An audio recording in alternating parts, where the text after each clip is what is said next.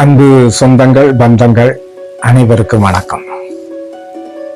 ஒரு தலைவன்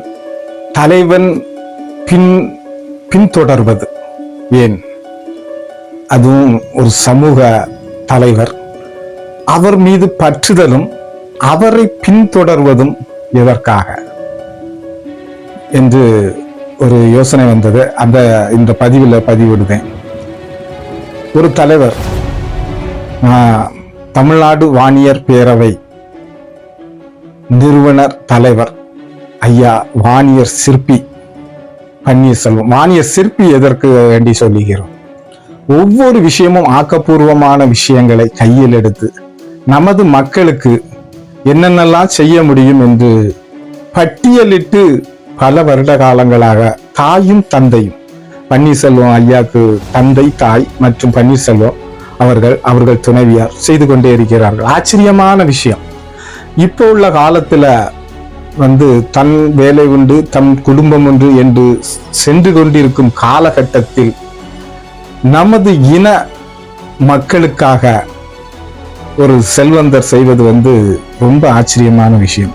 அவரை பின்தொடர்ந்தும் அவர் கூட நெருங்கியதாக பழகும் ஒரு பாக்கியத்தை இறைவன் கொடுத்ததற்கு இறைவனுக்கு நன்றியை சொல்லியும், அவர் அப்படி ஒரு நல்ல ஒரு குணம் படைத்த ஒரு தலைவர்.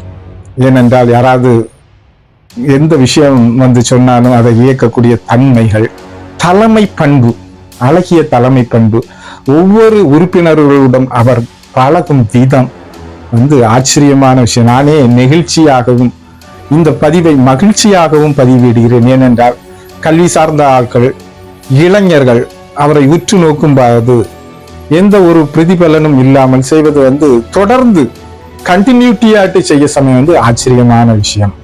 அதை ஏன் சொல்லுகிறேன் என்றால் மனதில் உள்ளது, அகத்தில் உள்ளதை சொல்லதுல ரொம்ப சந்தோஷப்படுது. அவர் எந்த விஷயம், ஒரு படிப்பு விஷயம்னாலும் சரி, ஒரு சமூகம் சார்ந்த விஷயம்னாலும், கோயிலுக்குனாலும் சரி, எதற்கு அவரை பார்க்க சமயத்தில் அவற்றை வாங்கன்னு சொல்லி கூப்பிட்டு பேசியும் அந்த அழகிய முறையில் அந்த பொருளாதாரத்தையும் வாரி கொடுக்கும் வள்ளல் என்றே சொல்லும். ஏனென்றால் நான் யோசிச்சு இருக்க சமயம் கேட்பாங்க, உடனே சரி பண்ணிடலாம் சொல்ல சமயம் அந்த மனம் வரணும். பார்த்தீங்களா? யாருக்கும் அந்த மனம் வருவதாக தெரியவில்லை. இருக்காங்க, நிறைய பேர் இருக்காங்க. ஆனாலும் நான் சார்ந்து கூடயே இருந்து நெருங்கிய பழகிய அன்பு பழக்கத்தினாலதான் சொல்லுவேன். என் குமரி முதல் சென்னை வரை எல்லா ஊர்லயும் போய் பாருங்க, அவங்க அப்பா அம்மா பேர் இருக்கும், இல்லாட்டா இவரு பேர் இருக்கும். நன்கொடையாளர்ல கல்வெட்டில் கண்டிப்பாக இருக்கும். அது கண்டிப்பாக நான் பல மாவட்டங்களுக்கு சென்றும் பார்த்ததில்ல. அந்த எல்லாத்தையும் பார்த்துட்டு ஒன்றாட்டு இப்ப அதை பதிவும் செய்தோம். திருச்செந்தூர் ஆனாலும் சரி, எந்த ஒரு சிறிய ஊர்னாலும் தன்னால் முடிந்ததை அதிக அளவுக்காக செய்கிறார். ரெண்டாவது, தலைமை பண்ணல அவர்களோட குணம். ஒரு விஷயத்தை சொல்ல சொன்னா அதை சாதுவாக போட்டுவோம், அதெல்லாம் அப்படிதான் இருக்கும். அந்த யூஸ்வலாட்டு ஒரு தன்மையாட்டு அப்படி அழகாட்டு செய்யக்கூடிய சொல்லக்கூடிய மனப்பான், எந்த ஒரு கடினமான இதா இருந்தாலும் சொல்ல சமயம் இருக்கட்டும், பார்த்துக்கலாம், நம்மளுக்கு நம்ம நன்மையை தான் செய்யணும். கண்டிப்பாட்டு அவர் சொல்லதிலேயே பல விஷயங்களை அவற்றிலிருந்து கற்றுக்கொண்டே நாங்கள் இருக்கிறோம். ஏனென்றால் ஒரு தலைவனை பின்தொடரும் போது அந்த தலைவன் எப்படிப்பட்டவன், அந்த இமேஜை நம்ம கண்டிப்பாட்டு அதை உணர்ந்தவர்கள் கண்டிப்பாக சொல்ல வேண்டும். அதுதான் ஒரு தொண்டனுக்கும் அவரை பின்தொடர்பவர்களுக்கும் உள்ள பெரிய ஒரு விஷயமாக அமையும். ஏன்னா இன்னும் பல பேர் பின்தொடர்வதற்கு ஒரு மனக்குழப்பத்தில் இருக்க சமயம் அந்த பிம்பம் பெரிய பிம்பம், அந்த பிம்பத்தை எப்படி அணுகுவது, எப்படி இவர் கூட பயணம் செய்யலாமா என்று நிறைய அதிகமான பேர் மனசுல ஒரு எண்ண ஓட்டங்கள் இருக்கும். அந்த எண்ண ஓட்டத்துக்கு தான் நெருங்கிய பழகிய நம்மளே சொல்ல சமயம் இது ஒரு அழகிய விஷயமாகும். ஏன்னா அப்படி ஒரு கல்வி சார்ந்த விஷயம், மனிதம் சார்ந்த விஷயம், ஆன்மீக விஷயம், எல்லா விஷயத்திலையும் அதே மாதிரி எந்த இடத்துல கட்சியில நம்ம மக்கள் தான் எல்லாம், நம்ம எந்த கட்சியில இருந்தாலும் அவர்கள் ஜெயிக்க வேண்டும், அவர் உயர் பதவிக்கு அடைய வேண்டும் என்று அதற்காக நல்லது செய்வது, நிறைய பேர்கிட்ட தொடர்பு கொண்டு செய்வது ஒரு தலைவன் பெரிய விஷயமா. இல்லாட்டா அவருக்குன்னு ஒரு கட்சி சார்ந்த விஷயம் இருக்கு, அதிலே இருங்க, அப்படி வாங்க இப்படி வாங்கன்னு சொல்லக்கூடிய ஒரு மனப்பாங்கு தலைவருக்கு கிடையவே செய்யாது. நீங்க எந்த கட்சியில இருந்தாலும் நல்ல நிலையிலும் நல்ல பொறுப்பிலையும் இருக்க வேண்டும் என்று ஒரு தலைவன் என்று சொல்லுகிறானோ அவன்தான் ஒரு தலைவன். தலைவரை பின்தொடர்வது அதுதான் ஒரு விஷயம். எந்த விஷயனாலும் நேரடியாக தொடர்பு கொண்டு வெட்ட வெளிச்சமாக தெள்ள தெளிவாக பேசி ஒரு தலைவனுடன் பின் செல்வது என்பது ஒரு பெருமையான விஷயம். அது ஒரு இனத்தலைவர்.